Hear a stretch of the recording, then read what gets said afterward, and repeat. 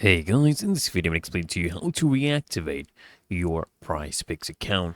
So it's really easy and simple. So as long as you've not been permanently deactivated, maybe it's just a temporary one, you did some minor mistakes, okay, you can go ahead and get reactivated. You just have to go ahead and either wait for the temporary restriction to be lifted, or you can contact their customer support team and let them know that you understand you made a mistake and you won't be doing this again. And if you did it on your own, you went and deactivated your account on your own, all you have to do is just log in back to the account, and then you will be able to get access to your account. Really that easy and simple, guys.